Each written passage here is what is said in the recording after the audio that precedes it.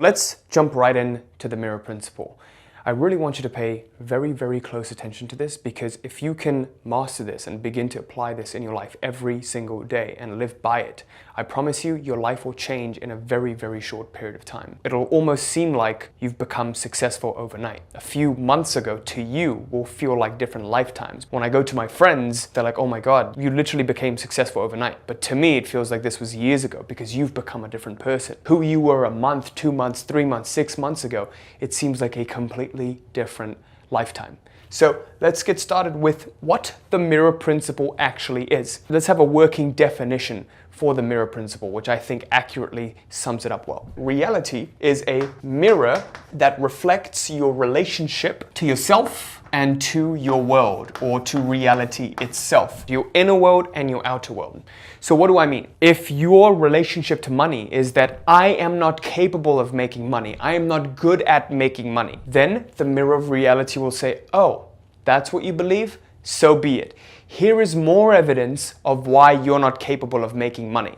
And then life will give you more circumstances that confirm your hypothesis, the affirmation that you're coming up with. Similarly, if you say it is difficult to make money right now in today's day and age, if you believe that, again, that's your relationship to the world, the mirror of reality will also reflect that. It will show you more circumstances and more instances where you will fail trying to start up different business opportunities or trying to invest. You'll keep losing money. These are the two things that hold people back. And by the end of this, I'm going to show you how you can overcome this with a simple system by understanding this feedback loop. But before we get to that, I want to share with you a little bit about my story and when I started. So when I was 19 years old, I was in college and I was supposed to go into a full-time corporate career. And I was very depressed because when I looked at it, I was like, holy shit, is this going to be the next 60 years of my life? Back then, I had a terrible relationship with money. I didn't believe I could make it. And I also didn't believe it was easy to make money, right? I thought you would have to be born into wealth or intelligence or get lucky somehow to come up with a magical business idea to be able to make money. I never saw myself as a business owner, by the way. And now I'm some hardcore business owner. So it's a completely different, it's a huge shift. So when I was 19, I believed that the rich were evil. They were always in it for the profits. And I was like, no, I'm going to do something noble. I'm going to be some scientist who never pawns his research for money, doing it for the good of humanity. It was kind of like me using a way to avoid my insecurities and my fears. And I knew that if I told myself that, I wouldn't have to go out there and put myself out there to make money. But then I was confronted with the harsh reality that if I didn't try to go for my dreams, I would be stuck here in this prison cell for the next 60 years, and only when I retire would I be able to experience the kind of freedom that I wanted. I was in a deep state of despair for like 2 whole years, and I just didn't know what to do until I came across this mirror principle, and I had to confront these demons that I had, what I believe to be true about money and what I believe to be true about this world. And that's pretty much my story on how I went from changing that. And how I changed it is by this exercise that I'm going to share with you. But let's understand how the rich view money. What you have to understand is that the rich don't see money as the end, okay? When most people, they try to visualize or think about money or try to manifest money in their lives, what do? They just focus on the money. Your heart does not understand money. It's just paper. It doesn't mean anything to it. Your heart understands what money can buy. You'll notice that most rich people who have tons and tons of money, they're not directly focused on money. Have you ever heard business owners speak? They're always talking about creating more value. They're always talking about what the byproduct of money is. They focus on the true end itself. Even if you look at someone like Elon Musk, he's always focused on his mission to getting to Mars. But he knows that in order to get to Mars, he needs significant amount of funding. He needs a lot of money. So this money is a means to him accomplishing that goal. So you have to get very, very clear on what your goal is and what you would like to experience.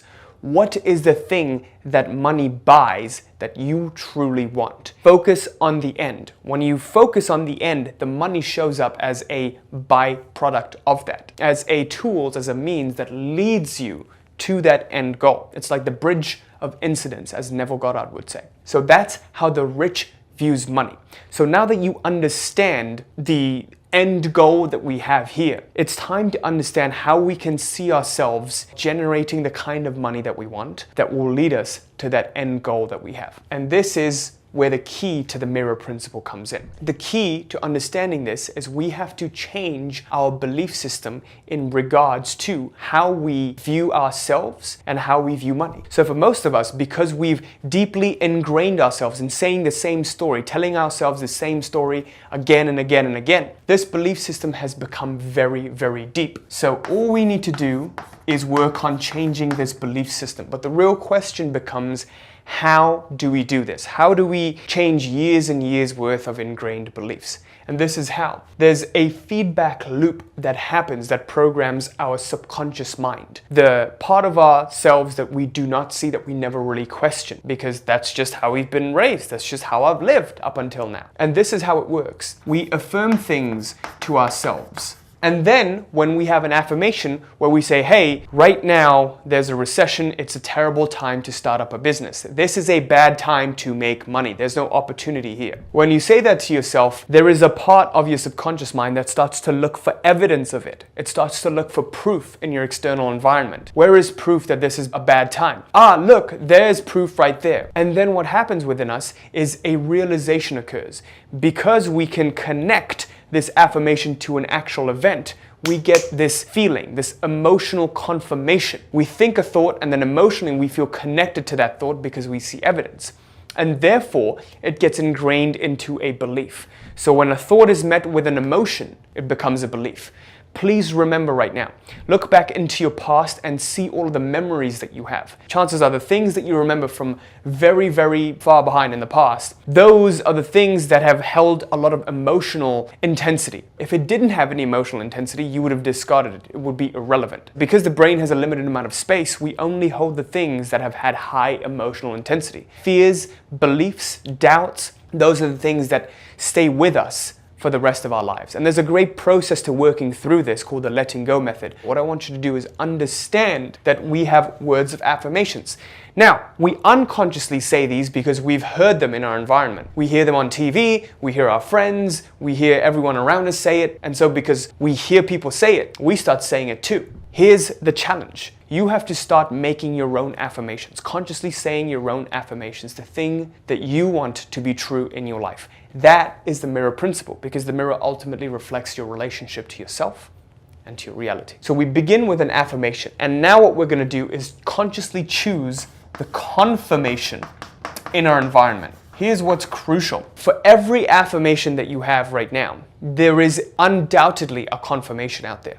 There is undoubtedly something that corresponds with that. Even if now was a tough time in society and a terrible time to make money, if your affirmation were, actually, now's a great time to make money, I can bet you can find proof of why it is a great time.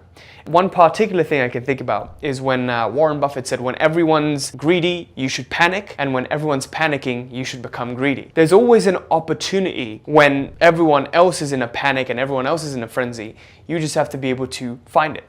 And just like that, when you look for proof, it's literally everywhere. If you look for proof of where you are confident, you are a good money maker, you'll be able to find something, and it doesn't matter how little it is. If I've never made a lot of money in my life, but I want to start to feel like I can make money, I can simply look at instances in the past where I have made money, even if it's very, very small amounts. And I can bet you, if you look into the past, you can find that. And so when we close this loop, the affirmation confirmation loop, we start to program our RAS to look for more proof of where I am a good money maker, and now is a good time to make money. So that's our mission here. We need to change our relationship to ourselves and our relationship to our world. So if you want to become wealthier and you want to make more money, you have to see how now is the best time to make money. It's the easiest time to make money, and how you are capable of making money. So please understand this. With most personal development work, what most people think is, oh, I have to go from believing that I'm incapable of making money to somehow being capable of making money right now. You can't go from 0 to 100. What's the gap that you can take? What's one step you can take? Oh, okay, I may not be capable of making money right now. I may not be extremely intelligent or XYZ financially savvy, but I can get there with correct steps I can get there. Begin with an affirmation that bridges the gap between your current and your ideal, your desired. So if your current is, I'm terrible at making money, every business that I try has failed, well, I can learn how to be a better business owner. Every single day I am becoming a better business owner. So it's best if your affirmations are crafted in a continual improvement tense. You're writing in a continuous tense and you're continually improving every single day and you see yourself improving. Begin with affirmations about your self plus world and do these in the morning. So craft some affirmations regarding the area of your life that you want to improve. So let's say this is the area of money. You want to become wealthier, you want to make more money in your business. These are some of mine. Money flows into my life with ease. I have the Midas touch. Everywhere I look, there is wealth and it's continually flowing to me, through me. Craft your own affirmations. I would say craft around 3 to 5 that you're going to read and put on a piece of paper next to your bed. Number 2, what I want you to do, at the end of every single day, find proof of anything that corresponded today to yourself and to your world. And if you can't think of anything today, think of something in your past that corresponded to that affirmation. So for example, if I say money flows into my life with ease, and I can't find any evidence today of how money flew into my life with ease, I will look back into the past and, oh, I remember 3 years ago when I got my first client in my business. Money flew into my life. Money came into my life. That's okay. That's completely okay. As long as we're stacking the chips on the right side. That's exactly what it is. The side that you're stacking chips on is the side that's going to get stronger and stronger. That's the side where the programming will get stronger and stronger. And this is very, very crucial. So what I do is keep a confirmation journal. And every single night I look at proof of my desired beliefs. So everything that I've wanted to happen, I've looked at proof of it. So today, where did the magic happen for me? Today, where is the proof that this actually came to life for me? This happened. A client came in. So where is the evidence that you have in your reality? Write that down every single night. And by the way, the more you write it down, the better you're going to get at it.